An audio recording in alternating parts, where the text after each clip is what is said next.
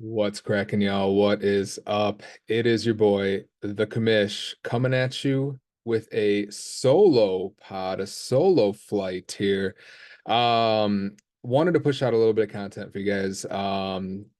We promised a pre-deadline pod, Eric and I, but obviously our vacations got away from us. We're gonna wait to do it maybe a week or so before. Canceled a few times and a little bit of housekeeping beforehand. I'd like to formally apologize to the co-commish Eric. We had plans to do it at 8 o'clock last night. I had a friend get together at 4. Thought I'd be home. We ended up staying later, and then we ended up staying a lot later. We'd end up rescheduling till Sunday morning. And then I didn't get home till 4 a.m. So by the time I got up, Eric had plans this afternoon around 11 o'clock. And so by the time I got to bed and woke up this morning, I was not recording a podcast before he went to get his plans. So I let him down to let you guys down. So you guys just stuck with me for the next little bit. I don't anticipate this being a 3 hour pod. I don't think I have that much wind in me, but we'll see. I'm gonna try and keep this about 30, 40 minutes or so. We'll see how that goes. I'm gonna do some power rankings for you guys. I'm gonna talk about the teams. I'm gonna talk about kind of the different tiers of teams that we have and just kind of the landscape of the league a little bit as much as I can. Just give you guys a little bit of content you can listen to hopefully before the trade deadline on Tuesday. So where I want to kind of start is just kind of the overall landscape of the league. You guys have kind of talked about it, alluded to it in the chat a little bit. We kind of have a clear hierarchy developing here, and it's never really been clinched. The playoffs never really been clinched this early before. We have Bryce, who is kind of essentially already clinched the first round bye. We're still 2 weeks before playoffs started, but he has a 10.5 game lead. So as long as I know he doesn't, he has a 26.5 game lead. So he has actually clinched a playoff first round bye. He could go 0-10 the next 2 weeks, and he will still have the bye week no matter what. So he's guaranteed a first round bye. Then over in the National League, we have Chad, Eric, and I all vying for that first round bye. Chad's got a pretty good lead, 7 game lead. So he's got 2 weeks to hold on there. So barring a tragedy there, he's looking like he's going to lock up that second bye week. And then the other 4 teams is looking like it's going to be Eric, myself, Jordan, and of course Jay, who always finds his way in the playoff picture, is going to be the 4 teams duking it out in the first round. Vying for a spot to play Chad and Bryce in the second round. It's weird. It's been a weird year. We've had last year it seemed like we had more parity than ever, but at the same time we kind of had a lot of teams tanking. This year has kind of been the complete opposite, where we don't really have like the 1 or 2 juggernauts that are just kind of running away with it. But what we do have is we have so many teams that are tanking, and it's been really kind of a strange development of teams just really mailing it in early. I mean, we had Peter mail it in way early. We had Dex mail it in way early. We are starting. We had Justin mailing it in about a month ago. And now even lately, Krim has kind of gone back and forth. He seems like he's kind of selling at the deadline. Tyler's kind of selling at the deadline.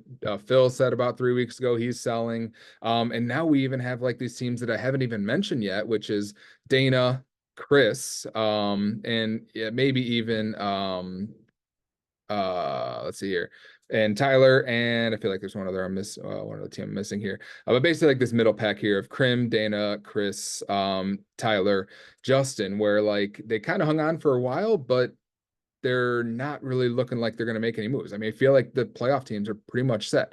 If we take a closer look, Jay is holding on to the final playoff spot. He has 26.5 games back, but that's just from first place. So he's in as the 6th team right now. He has an 11 game lead over Krim, Dana, and Chris, who are all tied for 7th. Only the top 6 make it. So in order for any one of those 3 to make the playoffs, they would need Jay, is looking like the only one who really has a chance to fall out. They need Jay to really tank over the next 2 weeks, where like they need him to go like 2-8, 2-8 in order to, and then one of those teams have to be like 9-1, 8-2 or something like that over the next 2 weeks in order for them to really close that gap. I don't see it happening. That would be quite the fireworks show. But I really don't see anybody blowing an 11 game lead with 2 weeks to go. I just don't foresee that happening. So with all that being said, it seems like those teams that are seven and below are pretty much out of it and head to head. And usually that's the one thing that kind of keeps people in contending for a while. It's a little bit easier to fight your way into head to head than Roto. But if we switch over to the Roto standings, Dana could make an argument that he's kind of hanging around in Roto at 89 and a half points. I just don't really think he has the juice to get there. I mean, he's 16 points back of Chad for third place in Roto, the top three Roto payout. And I just don't see him closing that gap. I think that these three teams and even these four teams here are significantly better than everyone below them. And I just don't see anybody below fourth place really closing that gap. I mean, Jordan has a chance if his team gets hot, but I think he's kind of a tier below. I think there's kind of a four pack here. These four teams are really where I kind of see the first tier of teams. I'll get into that in a little bit. But yeah, I really don't overall, I really don't like how many tanking teams we've had. It seems like the parity is in kind of a weird spot. It's not a good dynamic if we have six sellers and eight buyers, because it also means that we have guys that aren't really getting fair value for what they should. I mean, you look at a team like Phil, who can't really get a buyer for Mookie Betts. We can't like Tyler, who's not really getting the value for Julio and some of the guys that he's gotten. You know, maybe it's because of the injury, maybe it's whatever else. Dex, not really getting the value out of Ryan Helsley, because if we only have six teams, that's only 12 closers that need to be on teams. Six teams that are relevant. So it's kind of easy to find a closer somewhere. Phil was been wanting to move Emmanuel Class A, but none of the contenders really need a closer except for Jay, and Jay doesn't really have any assets.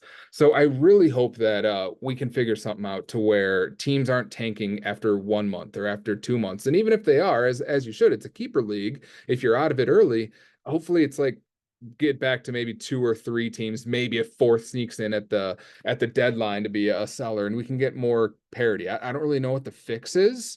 It just seems like the top has been really separating itself from the middle and even from the bottom the last year or two. So open for suggestions on how we can kind of go about fixing that. But yeah, it's really been an interesting I guess a disappointing outcome, disappointing development, I would say.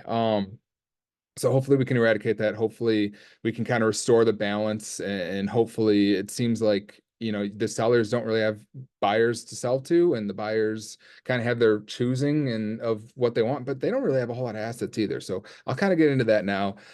So without further ado, I'm gonna go to our number one in the power rankings. By the way, I'm skipping the trade reactions and the trade grades. I'll save that for a time where I can do it with Eric, because I just don't want this podcast to run forever and I don't want to be biased, and I'd rather Eric and I be able to do that together. So I'm going to skip the trade reaction and I'm going to go right into just what my power rankings would be for this podcast. So my first power ranking team, I'm going to work my way down, is going to be a team who is not flawless. Is kind of a common theme. What a lot of people have said is that I don't really think we have a team that is indestructible, like a overall kind of massive juggernaut or anything like that. Um, it's my computer. Oh, hang on a second. Pages are unresponsive. Okay. Um, it's not going to be a team that's like overly over the top, like a massive juggernaut or anything like that. Kind of like I said, I think there is some kind of chinks in the armor here, but it's going to be the Beantown Boys. Um, I have to give respect to Bryce and the Beantown Boys. This is the team that is first overall in head to head. It's a team that is first overall in Roto. So I can't really look at this and justify any other way but to call this team the best team in the league. Man, my Chrome is acting up here. Let's try closing some of these out. Um,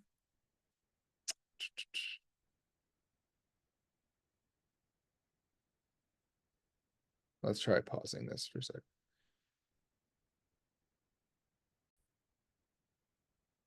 Close out a few programs on the computer, so hopefully this is running a little better. So the Beantown Boys. I can't disrespect Bryce and the Beantown Boys.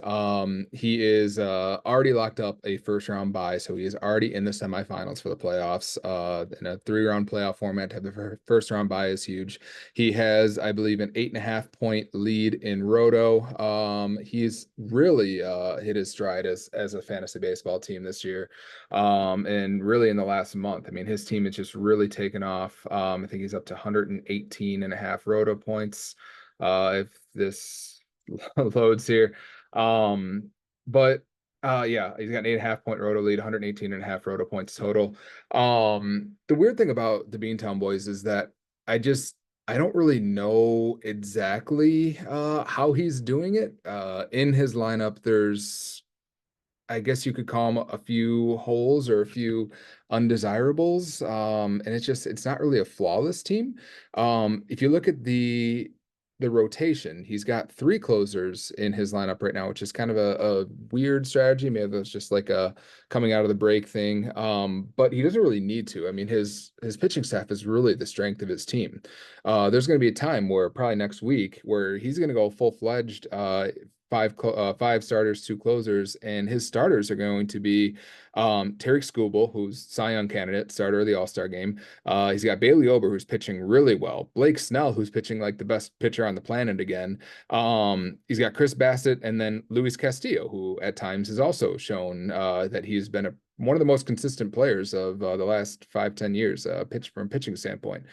So having those 5 starters and 2 really solid closers in Edwin Diaz and Pete Fairbanks. And yeah, I guess they've kind of had their ups and downs. You know, Diaz has a 3.9 ERA and a 1.18 whip. Pete Fairbanks, been pretty solid, 20 saves, 3.11 ERA and a 1.19 whip. So those aren't really knock it out of the ballpark numbers, but I trust those 2 closers. I think down the stretch, I think that's, pretty solid. And so the pitching staff, I don't really see a lot of holes. And he's got Nick Lodolo on the bench. He's probably going to move MacArthur to the bench.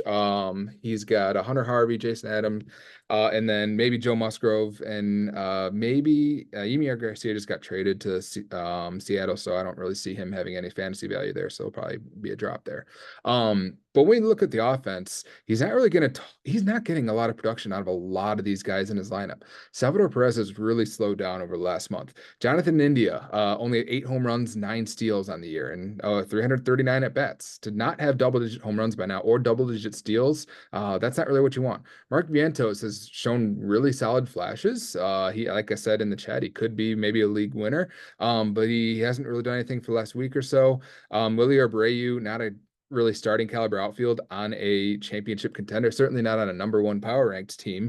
He's got Dylan Moore in his lineup as a utility, and then Taylor Ward, who is okay, but 16 home runs, 3 steals, not a lot of good counting stats, and a 309 on base percentage. It just really, really lacks luster, and really just doesn't really blow me away. And so when I first made my power rankings, this was not my #1 team actually. Yeah, there's another team I like more. It'll actually be my #2 power rank team, but I couldn't really give Bryce that kind of disrespect. I mean, he's earned it. He's first place in both head-to-head and roto. His team is really hitting the ball well, really pitching well, and he's going to get Fernando Tatis back maybe in 2 weeks or so, and that's really going to provide a boost to his lineup as well.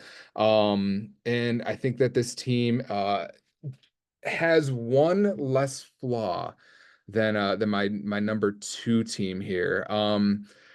This #2 team here was actually my #1 team in the last set of power rankings. And if I had to pick a team that was going to win this league, it would be this team right here, which is E-Rock's Dynasty Squad. My co-host, co-commissioner Eric. This team, I do see there's one flaw that is kind of glaring, but I see overall a more well-rounded and a team that is just more dangerous. The one flaw, I'll kind of get it out of the way early, is his second closer. He's got Jason Foley on the bench, who's kind of holding on for dear life to that bad job in Detroit. It's not really a desirable closing job to have, but really Evan Phillips, the Dodgers have not been using him in the closer role consistently. And I wonder if he decides to make a move and goes, Evan Phillips is not getting it done right now as the closer with the Dodgers. You would expect him to have more than 15 saves with the maybe best or second best team in the National League. Over the last month, he only has 2 saves in his last 30 days. In his last 9 innings, we were actually seeing him be used in like the 6th inning, the 7th inning, and if you paid close attention to his usage, you'd be like, oh, maybe they're not going with the closer. Maybe the Dodgers just go out and acquire somebody to be their closer. And at the trade deadline here in the next day or two. So that's one weakness that I see. And I don't really love the pitching staff, but the thing about Eric's team is that the offense is really good. It's really loaded with talent top to bottom. And I think that Eric has some pieces that he can move to really make an impact. Now, one thing that I was going to talk more at the top, but when you're doing a solo pod, you don't really get time to think about what you want to say. You're just kind of rambling the whole time. Is we're kind of at the point now where if you are one of those 8 teams that is out of it, go get anything for your C contracts. There's a lot of teams out there, and I'll kind of get to this. I'll go over this again if maybe you missed this part. Maybe we're fast forward into your part. Which is like if you hang on to Julio Rodriguez or Natalie Garcia or a C closer or a C pitcher or a guy that pretty certain you're going to keep, go get anything for him. And I think Eric kind of has a little bit of leverage with some of these guys that he has here. I mean, he can move. Reese Olson would be a pretty solid piece for anybody going into 2024 if he wants to move him. Kodai Senga, who's now out for the year, is now useless to Eric this year. So if somebody wants to buy in on Kodai Senga and trade him some solid pitching or a second closer, I think that's somebody that he can move. He can move maybe Eduardo Rodriguez, maybe Kyle Harrison. I mean, I don't think you're going to fetch much for Kyle Harrison, but if you could just get like a mediocre C pitcher for Kyle Harrison, I would probably do it. What is Eugenio Suarez a desirable asset? No, but like if you're Tyler and you're like, hey, I'll give you Luis Matos for Suarez at the deadline tomorrow or anybody, like why not? Why not at that point? Take the risk on someone. So I think that there's a few pieces here that he can move, and obviously the big wild card here. And I just got done texting Eric about this. He did not agree, but it's Elly De La Cruz. I see this team and I'm like, man, Spencer Steer has 16 steals. Bryson Stott, 23. J-Ram, 20. Seiya Suzuki, 10. And he's getting a few other guys to chip in as well. Ian Happ, 7. Jordan Alvarez, 5. I don't expect that to continue. Josh Smith, 6. Jordan Westberg, 6. Wilson Contreras usually pitches in a handful. Like he has enough steals where he doesn't need the 55 steals that he's gotten so far from Elly De La Cruz. And if he decides that he wants to move Elly, take Jordan Westberg or whoever else, move him into the shortstop spot, or maybe downgrade shortstop and address the pitching or address the closer position, I think that would make a massive improvement on this team. Or maybe he just makes a smaller move. You're moving Reese Olson or Kodai Senga. There's not really many better pieces for 2025 than maybe $13 Kodai Senga, or maybe people like he's too injured, I don't want to deal with it. But certainly a $1 Reese Olson for next year. If you're a team that's tanking, if you're a team like Tyler or Chris that really has some desirable pieces, you're like, give me Reese Olson, I'll kind of give you whatever you want. At that point, that's kind of the point we're at. We're at get whatever you can get at the deadline right now, and so we'll kind of see what he can kind of do at the deadline here. I don't know if he's really working the trade waves at all. He seems pretty content with his team, but I think with these top 4 teams, that like none of these teams are really beatable. Which brings me to my third team, which is myself. And actually, before I get to myself, I just say before I move on, overall, the offense is really solid. He's got a bunch of guys hitting a lot of home runs, a lot of guys stealing bases, a decent OBP. I think this is probably the best offense in the league right now. Bryce would have an argument with that. I just see too many holes in Bryce's offense. The raw numbers of what if we were to look at Roto would suggest otherwise. I just look at this. I'm like, this is the best offense. I just don't really see a whole lot of arguments otherwise. Maybe Jordan has an argument, but we'll get to that in a little bit. The pitching is not great. He's got Logan Gilbert and Grayson Rodriguez. Grayson Rodriguez has been up and down. Logan Gilbert has been one of the best pitchers in the league. He's got Logan Webb, who's also up and down. Brandon Pfaadt, who's not great. And so this is like really a rotation that's like, oh, this is really a contender. This is your number 2 team, which would have been your number 1 team. I think the rotation is really what brings this down. I have faith that like there's so many pitchers out there that he could acquire if he wants to, and he's got a little bit of depth here, but that's just kind of what my thoughts on this team are. All right, so let's go to a number three, which is my team. Second straight year of me shooting myself in the foot with my flexibility here, because as you guys can scroll down and see, I have $12 remaining in salary cap. And I just lost Reynaldo Lopez, probably for the year. It's looking like forearm tightness. That's probably gonna be Tommy John for a guy that can't stay healthy. So, not looking good for me. But I also like with this salary cap stuff, which as I've kind of been talking about, I have guys that I would love to move. Like I would love to move a Christopher Morel for $7 next year. I would love to move a Miguel Garcia for $4, a Brian De La Cruz for $1. A said nobody wants Cedric Mullins, but $1 Cutter Crawford. But the thing about those guys is that like I need those guys in my lineup or around my lineup because I can't trade any of those guys and get Mookie Betts. I feel like I don't know how many better offers they're gonna Bill's gonna get for Mookie Betts, but like I would trade him Garcia and De La Cruz and maybe like one of these bigger name guys, maybe even like a Devers or a Matt Olson or any of these guys. And I don't know at this point who is giving him more than what I could kind of piece together. Maybe it's Cutter Crawford, Miguel Garcia, and Brian De La Cruz for Mookie Betts.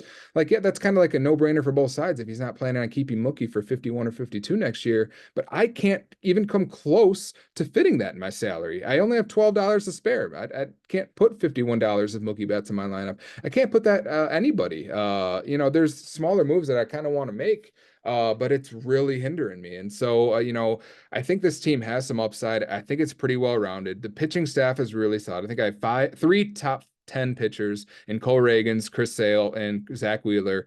Just looking at the kind of the raw numbers, their strikeout numbers, their wins quality starts, and kind of what they've been able to do. Michael King's been on an absolute tear for the last month. He's really starting to round things out. I don't know if he'll be pitching for the rest of the year, if he's going to go on an innings limit, but usually San Diego's pretty aggressive. I don't really see them shutting him down. And then the fifth starter has been Reynaldo Lopez, who's just been so solid, a 2.06 ERA, 100 strikeout, 102 strikeouts, 104 innings. But I can slide Schwellenbach in there, who actually pitched really well in his last time out. And then Cutter Crawford can also slide in there as well. I just like Schwellenbach because he's going against Miami next week. So I'd rather take him as my fifth starter. But if I wanted to throw Cutter Crawford in there too, I could do that as well. Not to mention maybe Jacob deGrom, Jared Jones possibly coming back 2-3 weeks or so, really makes this pitching staff dangerous. Doval doesn't have good numbers. Obviously, the ERA and WHIP are big time problem. But Josh Hader, between those two, 20 saves, 20 saves. I'm back to being top three in saves. I'm happy with where I'm at with my closer situation. Would love to maybe get a second closer, but don't really have the salary for one. And I'm not going to really trade big assets to get a third closer. The lineup I like. I don't really see a lot of gaps in this lineup, and it doesn't knock your socks off when it comes to like the players through the outfield. But then you get to your utility, and it's like Matt Olson and Austin Riley in my utility. Those guys can really be X factors in a head-to-head playoff run or down the stretch for Roto. So I'm okay with this team is. I don't think it's perfect. I don't think I'm like best at anything. I don't think I have the best bullpen or the best pitching staff or the best lineup, but like I think it provides a little bit of everything. On base percentage is a huge problem. Looking at a lot of the guys that have terrible OBPs, from Rafaela to Langoliers to even Naylor, who I thought would be better OBP. Naylor would be another guy I'd love to trade. I'd love to get move Olson into first base and trade Josh Naylor, but having a $3 guy in my lineup, it's what I can fit. It's what I can afford. So really kind of hindered me there. But I like the where I'm at. I could make a move. I could trade DeGrom. I could trade Woodruff and really make a splash, but I don't have the salary to do it, so it makes it really hard. So what the heck? That's strange. Um,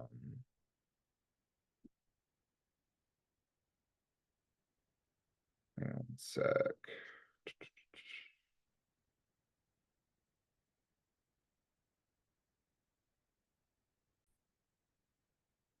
All right, second speed bump of the podcast. Literally getting hacked to my Apple account as I'm recording, so I had to go and change the password. So lovely. All right, so done talking about my team. I'm here to make moves, but if you can think of something creative, if we can move off Olson or Riley or Devers or even Wheeler or some of these high salary guys, I'm open to it. Whatever I can do to kind of solidify that. But I don't think it's a perfect team either. Fourth team is going to be Chad's team. Chad's team, I think, is very dangerous. I think that the lineup lacks a little bit of luster when it comes to what some of his hitters are. No, not Grimm's crew. We want Chad.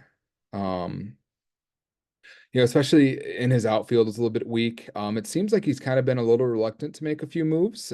He's saying he wants to move some of his closers, but man, look at his outfield. David Fry, Cody Bellinger, Jeff McNeil, Corbin Carroll. He's not getting production from any of those guys in his outfield. It's a miracle he is where he is in the roto standings. I think it just goes to show like how none of us have really taken off because of that. I mean, even Vinny Pasquantino and Reese Hoskins in his utility. I mean, those guys aren't really producing the way he needs them to. And Rengifo is providing some steals, but not really a whole lot of anything else. A little bit of on base percentage, I guess you could say, but and Nolan Gorman isn't even in the lineup every day, and he's one of the streakiest hitters in the league. So he's really been carried by Bryce Harper and Francisco Lindor. And I mean, it's like, man, he's got 6 guys in his lineup that don't have double-digit home runs right now.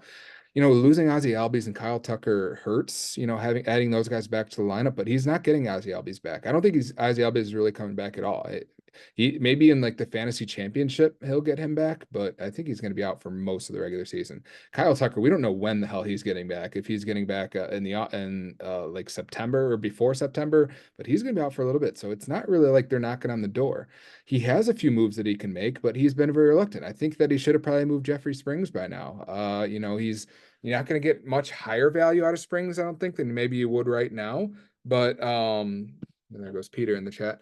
But like there's obviously like holes in this team here. I still don't have a ton of faith in the innings that he's getting out of these pitchers. I mean, Taj Bradley, his career high in innings pitched is 101, and he's on a Tampa Bay team who has absolutely no reason to stretch him out to 180 innings or whatever it's going to be. So I don't think that Taj Bradley is going to be pitching through the rest of the season. I don't think Luis Heel is going to be pitching through the rest of the season either. I think that they're going to be managing both of those innings as well. Luis Heel, it's kind of weird. He kind of hit like a little bit of a speed bump there, but he's right back in stride. Taj Bradley has looked like one of the best pitchers basically in baseball over the last couple of weeks here, but I just don't expect it to continue as much as he would like. But maybe, I mean, he's got 80 innings now. His high is 104. So maybe they stretch him out to like 130, 140, which means he has 60 innings left. I mean, maybe over the next 2 months, maybe that's plenty. Maybe I'm probably overacting a little bit because he's missed a little bit of time already. But I don't know if that counts some of his rehab starts as well. So maybe he's got more innings than he's kind of showing here. Tyler Glasnow made a glass. But maybe he got his Phantom Ielson out of the way for the All-Star break. So maybe that was just gonna be the one time they're gonna restrict it. But as we've seen, like he's already surpassed his career high in innings, and we're not even into August yet. Jeffrey Springs, I don't really know what we're getting there. Quintana is currently in his rotation, and he's not really a starting caliber pitcher on a contending team. And Sonny Gray is the one I'd probably, or Gavin Williams are the ones I'd expect to kind of slide in there, which is, decent options as well. So he's got a little bit of depth here, but and Max Fried, I guess if you slide him back in there. So like it's a dangerous team. If he's able to somehow maybe come playoff time, he's getting like one of Bradley or Heel plus Glasnow, Springs, Sonny Gray, Gavin Williams, and Fried. I mean, that's kind of decent.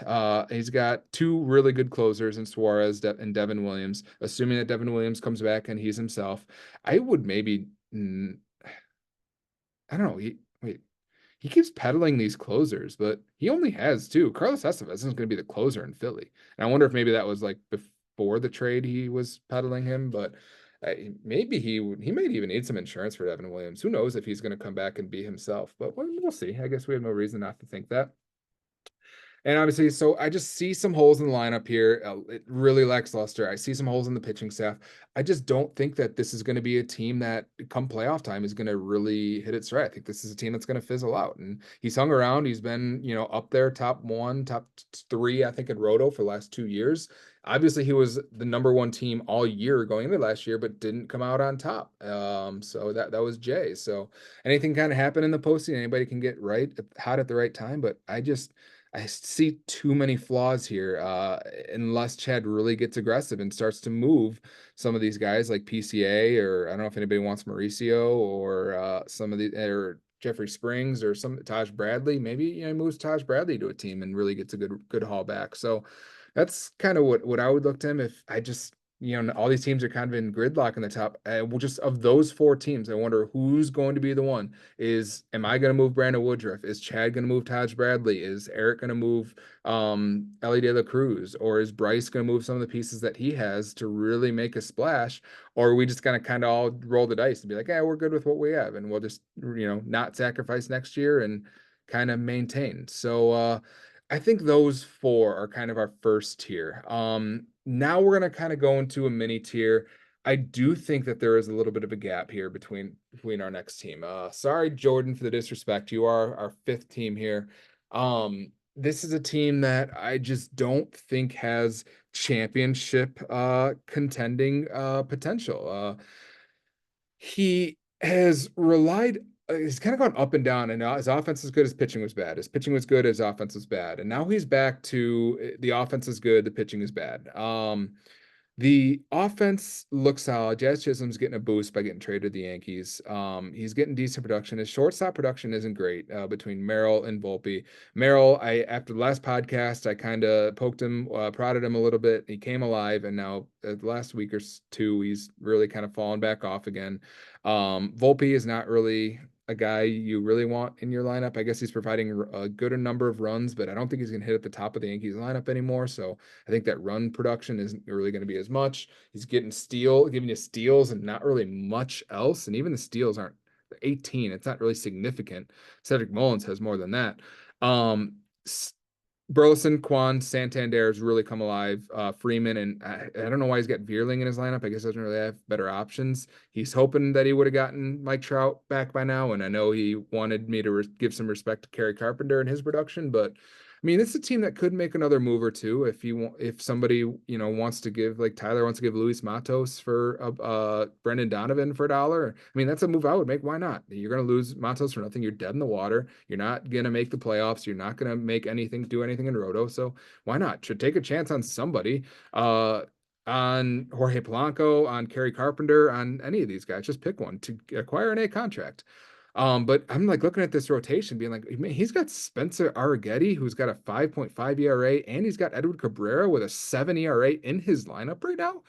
And even Tanner Houck and Christopher Sanchez have really kind of not been the pitchers that they were at their peak this year. Tanner Houck over the last month, wait for it. I think he's got like a 5.40 ERA. Yeah, 5.49 ERA and a 1.7 whip over his last 30 days. So he's not really, I think he already peaked and he's kind of coming back down to earth. Christopher Sanchez, 4.11 ERA and a 1.2 whip. So, I mean, that's serviceable, but that's not like contender level. Ronel Blanco, he's still pitching pretty well. I don't know what his inning limit or anything, if they're going to let him roll. Joe Ryan is pitching decent. I mean, I wouldn't consider him a top 10 pitcher, but maybe in that like 20 to 30 range. But like I'm assuming Scherzer's going to go back in the lineup. He's probably praying that Kirby Yates holds on to the job in Texas and doesn't get traded, but it's looking like he'll probably get traded, which means he'll be down to one closer. Jeffrey Hoffman's going to get saves, but he's not like a guy that you want in your lineup in this kind of format because he's only got 9 saves on the year. He's not the full-time closer, and to have weeks where he's had plenty of weeks where he's not gotten a save, you can't really have that in your lineup. So I think this team has some holes. Clay Holmes has not been as good as he was in the first month either. You'd think he would have more than 21 saves by now, but the Yankees also aren't really winning any games anymore. So I just think this team, like the pitching's pretty bad. It's really shown some regression here. He could afford to add some pitching here and there. Maybe he turns to Phil and gets like a Kevin Gausman from Phil, or moves some of the other pieces. And the offense is solid, but I don't look at this offense and be like, this is the best offense in the league, or this is a foolproof offense. I think that my offense is just as good. I think Eric's offense is probably better. I think Bryce's offense is probably better at this point. I think the Roto standings would probably back that up with without diving too deep. I could pull these up here really quick. If my computer wants to pull these up in a quick manner. Let's see here. Yeah, from an offensive standpoint, looks like Eric has number one offense, followed by Bryce, followed by Jordan. And well, actually, Jordan's got 11 more offensive points than me. I think it's because my steals and my on base percentage really dragged me down in Roto. So Jordan's offense more well-rounded than mine, but it's just not a team that really strikes fear in my eyes at all. So once you get to the dance, anything kind of happen if we're talking from a head-to-head standpoint, but I just don't think this is going to be a team that's standing there in the top three on the podium in Roto at the end of the year. So not going to say it can't win the league, but I think this is a team that is a tier below. Next, we have a team that I should probably have mentioned by now already. But I don't know why I keep doing this, but it's just year after year after year. I just don't really believe in Jay's team. This is a team that has essentially no, oh, man, fan track's freezing again. I don't know if it's my computer thing or what it is. Um, there's a team that year after year, I look at it and I'm like, I don't really believe in this team. I don't think this is a very solid team. He has no future assets, so he doesn't really have like anything he can move. I mean, you look at this roster and tell me one guy that he can move that like even like Dex or Tyler or Chris or Phil or anybody is like, oh yeah, I'll take him for a significant offensive piece. There's nothing here. So maybe he wants to move Nestor Cortez or Eric Fetty and really kind of go for it. But those are also guys that are really he needs to help him. So let's see here. He's got only $50 of salary cap remaining. So even if you were to like be like turn to Phil and be like, hey, I'll give you Eric Fetty for Mookie Betts or maybe Kevin Gausman and Buxton or something like that. Maybe that would make some sense, but he doesn't really have a ton of cap space to pull that off. And I'm just looking at this lineup being like, he made the trade. He got Lawrence Butler, he's banking on. It's an okay team. The pitching staff, he's got some potential here. It just, I don't know. I always tend to think about these as like a roto, like a well-rounded standpoint. It's just like this team's not going to win roto. This team is definitely not going to place in roto, but can this team win another championship? Yeah, I guess it could. These pitchers here, are all guys that are very streaky. So are they going to get hot at the right time? Hunter Green has really taken a step this year and been really good. Pablo Lopez is a friggin' roller coaster this year. Trevor McGill just lost his closer job to Devin Williams. So his only closer is Hector Neris. So I don't know if he's just going to go 7 starters and try and win strikeouts, win quality starts every week, or what his kind of plan is. Tanner Bybee, again, kind of up and down. Nestor Cortez, up and down. Eric Fetty has been pretty consistently pretty solid most of the year, not going to lie. And Zach Gallen, who is not having a good year, certainly not an ace. Zach Gallen is not this year. So maybe I was just ahead of my time on the Zach Gallen not being an ace curve. But that's what happens when you throw 240 innings or whatever he threw last year. If you include playoffs and spring training, all that kind of stuff, Gallen threw a ton of innings. That's kind of what happens. Your next year after that, it's going to be hard to maintain that production. So like, could this team have really good pitching for 1 or 2 weeks in the postseason? He has to do it 6 weeks in a row. And could this lineup, between James Wood getting hot or Reynolds or Castellanos or Rosarena and Ozuna and Altuve and Arenado, those are a lot of name brand guys who have a history of being able to play well, maybe down the stretch. So yeah, I mean, this is a team that could make noise in the postseason. I shouldn't count them out as much as I do. I don't really love it from a well-rounded standpoint. He has no closer. He's got not a lot of steals. And it's just not a great team. I don't know. I don't know what more to say. And then our next honorable mentions, that's kind of like that's like a two team tier as like our fringe contenders, Jay and Jordan at 5 and 6. 7, 8, and 9, I guess, is a three-way tie of like it's the tier of they would need an absolute freaking miracle to make any imprint on the league this year. I'll start with Dana because, like I said, he is at like 90 roto points, but I don't think his team is good enough uh to catch Chad, myself, Eric, and Bryce. This team is not good enough. He's got Brenton Doyle, who's probably hurt now, but you just look at a lineup like this, it's like, oh man, he's got Juan Yepez in his lineup, Verdugo in his lineup, McCutcheon, Blade, like 4 guys that just aren't really providing a whole lot in his lineup. The pitching staff has some decent names, and George Kirby and Valdez is a name brand. two decent closers in Finnegan and Iglesias, but Eovaldi's and Mitch Keller. I guess I should maybe respect those guys a little bit from an ERA standpoint, but not getting a ton of strikeouts, and the whip is kind of okay. Eovaldi better, more so than Keller. And Tobias Myers has been surprisingly solid. I remember mentioning like 2 months ago or a month ago on the last pod, I was like, who the hell is Tobias Myers? But kind of quietly, a 3.10 ERA and a 1.14 whip for him. Jake Irvin not pitching as well as he was earlier in the year, and Chad Green currently the closer in Toronto if he doesn't get traded, but we might be expect him to get traded. So maybe they don't trade him. Maybe he can use him as kind of trade bait for somebody. Maybe somebody wants an insurance closer, but like this team is decent. I mean, like from a Roto standpoint, he's one of the top, I think, 5 teams in Roto, top 6 teams in Roto. So it's like it's well rounded, it's solid, but like he's just not. He's too far behind right now. He's still like I think 11 points away from third place in Roto. And I don't think this team down the stretch is going to get 11 points in Roto better than any of the other teams and knock anybody else out.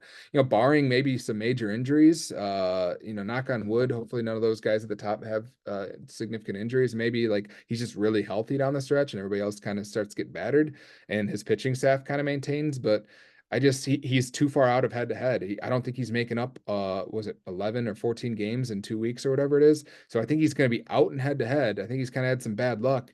And I just don't think that even though he's good, I don't think he's going to be good enough to surpass those top 3 teams in Roto. So I think he's kind of dead in the water. So maybe he decides that I'm just going to mail it in. I'm going to trade some of these guys, like maybe Brenton Doyle, or I know he's kind of floated Gunnar Henderson out there, but if he's going building towards next year, not many better pieces than a $32 Gunnar Henderson for next year.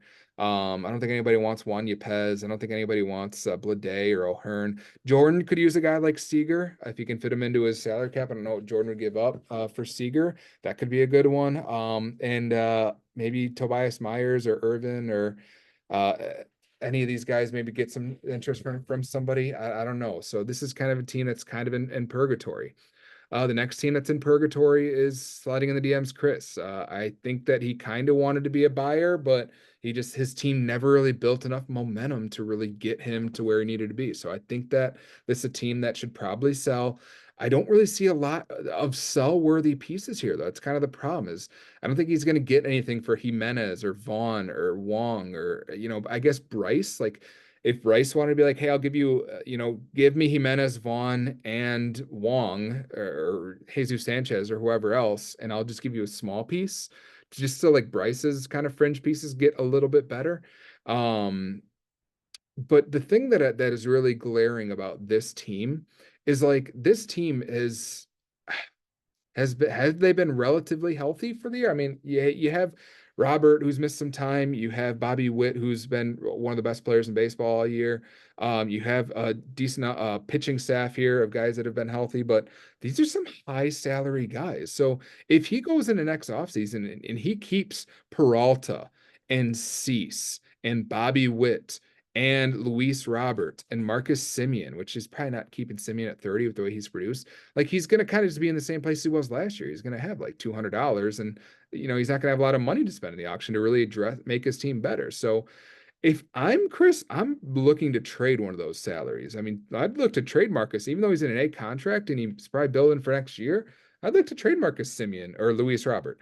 Luis Robert, I don't think there's an argument to keep Luis Robert. He can't stay healthy at all. Nobody in the White Sox can. But even if you extrapolate his 200 at bats to 600 at bats, which Luis Robert not going to get 600 at bats, that would be a 10 percentile outcome at this point. But even if you extrapolate that, that's 32 home runs, but only 75 runs and 75 RBIs. I guess if you triple the 13 steals and 200 at bats, and he's a 24 homer, 39 steal guy. I don't know. I could be talked into it.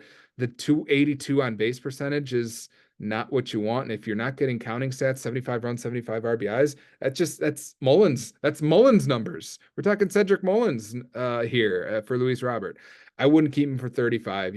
You can't rely on him. So maybe that's kind of an X factor piece. But I know I would, Luis Robert would start in my outfield. I can't acquire him though. There's nothing I can kind of do there. So he's another team that's kind of in purgatory. The next team that I guess isn't ruled completely out could technically find its way in there is Krim's team. Krim has some fascinating pieces, but it sounds like he's selling. I wonder if some team's going to scoop up Alec Boehm, but Alec Boehm, I mean, it's decent on base percentage, very well RBIs, one of the league leaders in RBIs, 71 RBIs, but you're not getting anything from steals, not getting really anything in homers, not really getting anything in runs scored. I guess I shouldn't say anything, but I mean, 45 runs scored. He's on like a what's that, a 70, 75 run pace? I mean, it's really not what you want, especially out of a first baseman. You need more run production than that. You're really getting him for RBIs and on base percentage, and I just don't know if it's worth it. It's kind of more like a Luis Arias kind of xenotype there. Paredes, he's going to take a downturn coming to Chicago. I'll talk more about that later if I have time to talk about the Cubs or feel like it. Um, and not a whole lot of desirables here. Maybe Jesse Winker, maybe Ben Rice for a team that needs a catcher. Shohei Ohtani, you're keeping him for 41. If a team wants to come in and sweep you off your feet, but I know you really want to be swept off your feet if you're going to move them, just don't see that happening. So you're probably just going to hang tight there. You know, Willie Castro, another Luis Arias kind of guy who doesn't really have a whole lot to offer. Outside some decent on base percentage and a little few runs scored there. Um, I think there's a trade here. I would probably, you've made a trade with Eric a few days ago. I would make another one. I would send Aaron Nola to Eric. I think that Eric could use a guy like Aaron Nola. Chad could use a guy like Aaron Nola if you can fit the $41 into the salary cap. I mean, Aaron Nola's fine. You could throw him back and get him for 41, probably even less next year. You know, he's under a strikeout inning now. His every other year he's productive. 3.44 ERA, 1.06 whip. It's solid, but it's not $41 worth of pitching production. Aaron Nola is a starter on I think every rotation. You can squeeze him in. He is a top 15 pitcher in the league probably, but it doesn't make him worth $41. It's just, my opinion on that. Craig Kimbrell is not really pitching great lately, but maybe somebody would want to buy him if you don't want to pay $15 for him next year. And maybe a Luis Ortiz, or a Jose Barrios, for who's going to be $12 next year, who can't strike anybody out and has very blah numbers. Not a guy that I would keep for $12. I can't believe it was ever a conversation, him over Cole Reagans. But yeah, it's just there's some decent piece here, some intriguing piece. He can really make a splash. We know Krim likes to do that, but yeah, there's a little bit that could be moved here, but we'll kind of see how it all shakes out. We're running out of time here. We only got like 24 to 48 hours of time here to really to make our moves. So it brings us to our last tier. So these are the teams that have basically already been eliminated from head-to-head and eliminated from Roto. So I'll start with the first team that I haven't talked about yet, which is Dex's team. Dex still has some interesting pieces. I don't know if anybody wants to take a swing on Paul Goldschmidt or Xander Bogaerts, guys that have some veteran pedigree a little bit. Maybe they want to, see if they want to get hot down the stretch. Certainly, guys, Goldschmidt, it could be a good piece for somebody on the stretch. Professional hitter, but I think at 36 years old, I think he's finally starting to lose the step a little bit. And $25 is a lot to fit in a decent salary, or in under the salary cap. Outside that, not a whole lot else desirable in the offense. Maybe Max Muncy, but I don't think he's coming back really anytime soon. You go to the pitching, and maybe Zach Eflin. You're not keeping him for 29. That would be kind of ridiculous to keep him for that. So maybe you trade him. Same thing with Pavetta. I don't think you're keeping him for 23 with his 4.5 ERA. And the really main piece we have here is Ryan Helsley. Ryan Helsley is going to be $20 next year. You could keep Ryan Helsley for $20 if he's doing what he has done this year, which is basically on like a 50 save pace. Sure, you're going to keep him for $20. I don't know. The top closers have always gone for about $20. So it's just like, I don't know. My mindset is like, why keep him for 20 when you could just throw him back and get him for 20 again? And then Yamamoto, I don't know if you're keeping him for 30. But if you could find another move to make these guys, but I haven't heard from Dex in like 3 months now, so I don't really know if he's going to make any moves there. Next, we have the platoon, who just messaged in the chat that he's looking to still move Garrett Cole. I think people have just kind of lost hope, and nobody can fit $51 or $46 of Garrett Cole in their salary cap. I know I can't, but I also don't want a 5.4 ERA and a 1.45 WHIP in my lineup either. So even if I could, I wouldn't want them. JP Sears, no. Trevor Rogers, no. Budo, nah, I don't even know if he's in the rotation still. Lazardo's been hurt. I don't know if he's coming back anytime soon. Bobby Miller, I don't think he's coming back anytime. Oh, I guess maybe from the minors, maybe in a week or two. Um, yeah, I think really Garrett Cole is really about all that Peter has left to move. If it was me, I would probably move Jackson Churio. $20 is a lot for a guy who's gonna steal or he's gonna hit what 18 homers and steal 19 bases or something like that, and have like 70 runs scored, 70 RBIs. But he's playing better lately, so I mean it's possible. It's in the realm of possibilities. And then last two teams, we have Tyler's team. Now, this is the team that can really change somebody's circumstances. You got Pete Alonso here, who's having a little bit of a down year, 21 homers. He's on pace for like 30, 33. Really, you want more than 40 from him, was really kind of what you're expecting. Gleyber Torres playing a little bit better lately. First C contract. Ryan Jeffers, flash in the pan, was solid for a while. Not really getting a whole lot else. But you have Heliot Ramos, who has been incredible on quite the run here. You have Julio Rodriguez, who is, we know who he is, but obviously down year and currently hurt. He might be out for like a month, so I don't know if anybody's buying him for like the last month of the season. Riley Green, who's been pretty decent this year. Decent counting stats, 17 homers, 4 RBIs, and a 357 on base percentage. He is also currently hurt and on the injured list with a hamstring injury. They say he's going to come back in about a week or so. Adolis Garcia is an interesting one because he has had seasons. I mean, he carried Peter to the success the last 2 years and then just somehow fell completely off. 279 on base percentage. 18 home runs isn't too bad, but counting numbers aren't the greatest and just really not getting the production. But the difference is that he's only making $6. It's a lot easier to fit Adolis Garcia in your lineup with only a $6 salary cap hit. He could trade Dansby Swanson for $18. But I don't know if anybody wants him. And then the pitching, Tyler Anderson under a 3 ERA. I mean, yeah, I don't really believe in what Tyler Anderson's been doing either, but we're 130 innings in at this point, and he still has under a 3 ERA. Not really striking a lot of guys out, only 99 strikeouts in those 130 innings.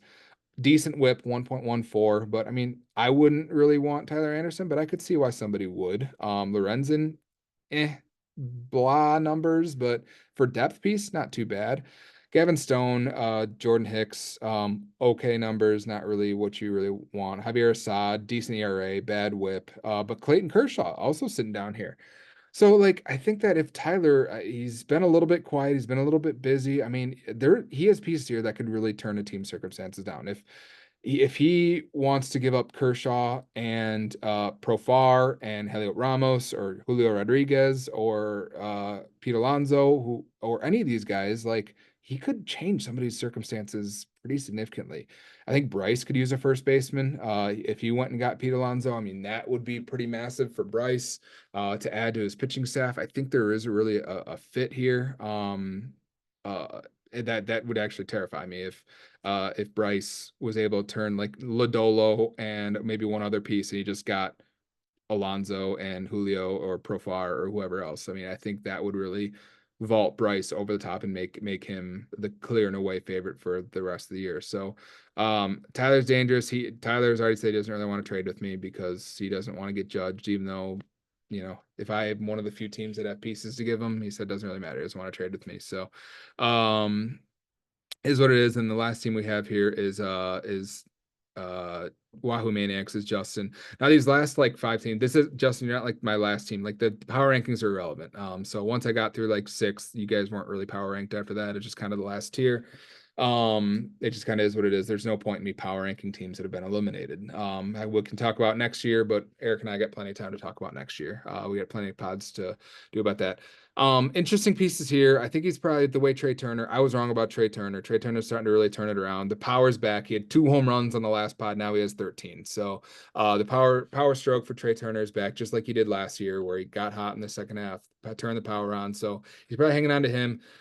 We were hoping that Paul DeJong, well, I mean, I guess Justin was hoping that Paul DeJong was going to kind of maintain his home run pace, but he really hasn't. He hasn't really done a whole lot last couple of weeks. And so the 18 home runs that Paul DeJong has that he had like 2 weeks ago, he wasn't really able to sell high on him. Nobody really bought it. And so He kind of got stuck holding the bag there. Michael Harris would be a decent piece. He's not a keeper at 30, so I just wonder um, if a team wants to come knocking for him, he could help a team down the stretch as well if he comes back in a couple weeks.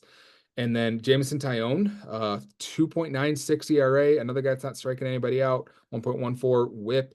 Maybe you can get something for Tyone, if somebody can kind of find a way to kind of fit that salary in the lineup as well. Jose Soriano, decent numbers.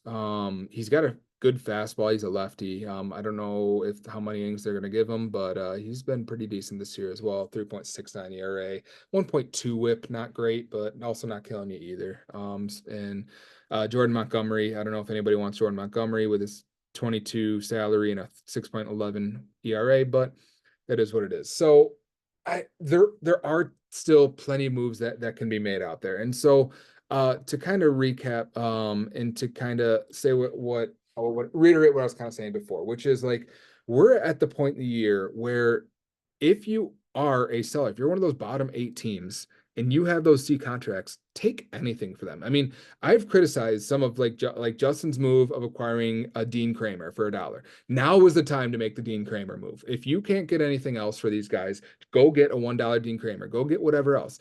Hell, I know this is based or whatever, but like if you're Justin, like would you trade your C contract? Who would I take here? Paul DeYoung or whoever else, or Jameson Tyone. Like trade Jameson. If you're getting nothing for Jameson Tyone, go trade him for Cedric Mullins. Now, I'm not saying that Cedric Mullins is any kind of value or any kind of asset at all. Cedric Mullins is a complete bust this year. He's a bona fide scrub. Don't hear what I'm not saying. But what I will say about it is that is there a scenario, one out of a million or 1 out of 1,000 chance that Cedric Mullins hits 10 home runs and steals 15 bases through the rest of the year? And you look at Cedric Mullins and you go, oh, actually hit 25 home runs and he stole 30 bases last year for $18. That's not too bad. He got hot.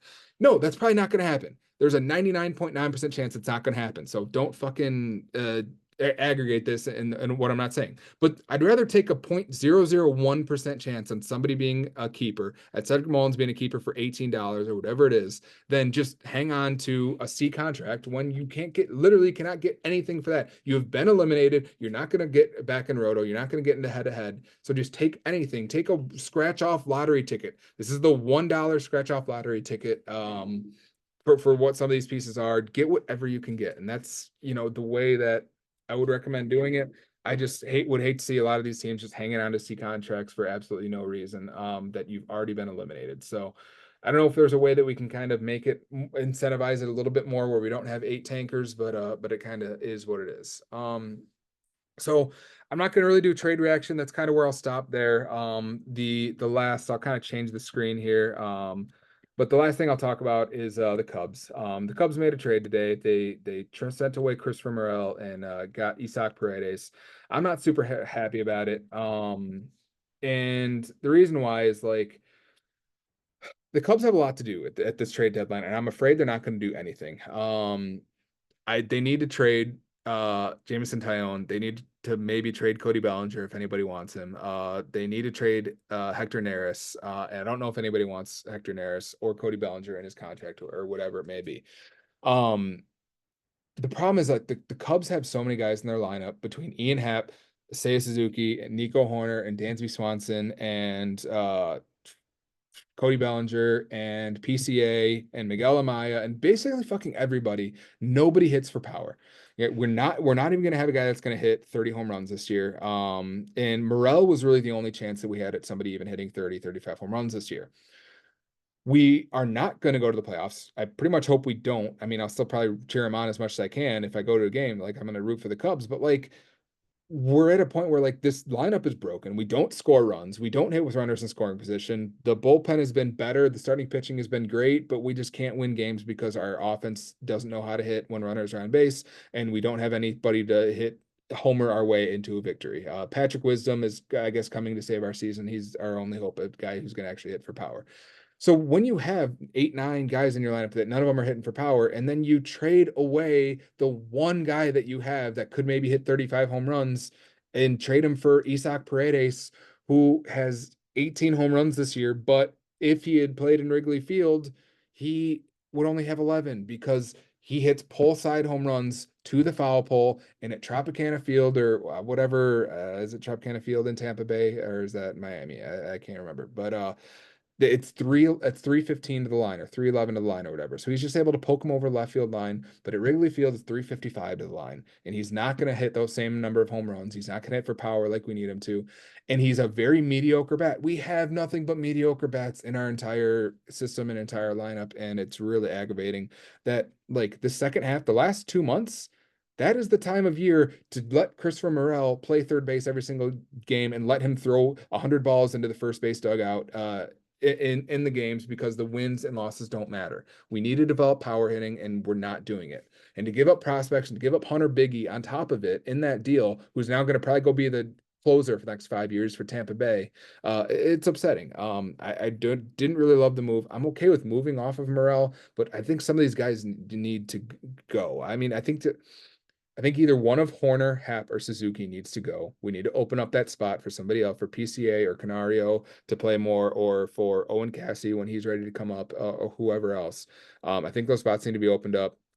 Michael Bush at first base has been pretty solid. I would like to maybe see him move around the infield and see what he can do at second or third base, but that's neither here nor there. He plays a really good first base, so we're happy with what that with that move there, and hopefully build around Steele and Imanaga and Bush and hope to do something next year. It's really a puzzling place we're in and really depressing to be a Cubs fan these days. It's been one of the most loathsome seasons on record, and even reading some of the stuff on Twitter, this isn't the worst Cubs team we've seen, but it's certainly the least fun to watch. And so that's kind of depressing at the same time. So I don't really know the way out of it. It's not like we can just sign a bunch of guys this offseason that are going to help the offense because they're just not available. So there's nobody coming up this offseason outside Juan Soto who's not coming to Chicago because we're not going to offer Juan Soto $500 million because that's not who the Cubs are for whatever reason, even though we've fucking bought the goddamn TV network and we went to the sports book and spent all our money in the sports book. We bought Marquee Network, spent money in the sports book. We stayed at the hotel. You bought the entire city of Chicago and built hotels on it and restaurants on it. And all the Cubs fans go sell out a goddamn Tuesday afternoon and go buy all your food and drink your $20 beers. And you still can't afford anybody, Tom fucking Ricketts. So, yeah, it's not a great time to be a Cubs fan. It's we're in the worst place to be in mediocrity, and we don't really have a clear path out. I don't know if Jed Hoyer knows what he's doing. I give him a little bit of slack because he did do a lot this offseason to address what our needs were. Then our needs were starting pitching. He went and got Imanaga. Tyone's come around. We needed a first baseman. He went and got Michael Bush, who's been our best hitter, which isn't saying much because they all suck. We all begged him to resign Cody Bellinger. He got Cody Bellinger back on a bargain of a deal.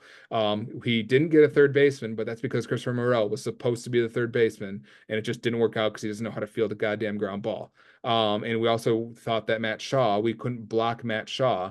So, like, the only third base, okay, did you want to get Chapman? Okay, you can go get Chapman, but like you're not going to block Matt Shaw and then Christopher Morel be your full-time DH or block Morel. Like he's going to be one of our best hitters. So we just didn't have the roster spots open, and just there's too many mediocre players on this roster to actually make an impact. And so I'm frustrated as hell. That's where I'll stop. Rant can be over. Hope you enjoyed. Hopefully this is a little bit gets the trade winds blowing once more, one last time. Last podcast we recorded, I think there's 20 trades. There's some shit that happened in the week after we recorded. So hopefully this is enough to just kind of push us over the top here and get us to the finish line. Hopefully we see a few more moves before the end tomorrow. If you're stuck with me this far, congratulations. I commend you for having to listen to me for an hour, however long it was. That I embrace your courage. But until next time, hopefully my last solo pod ever. Bye.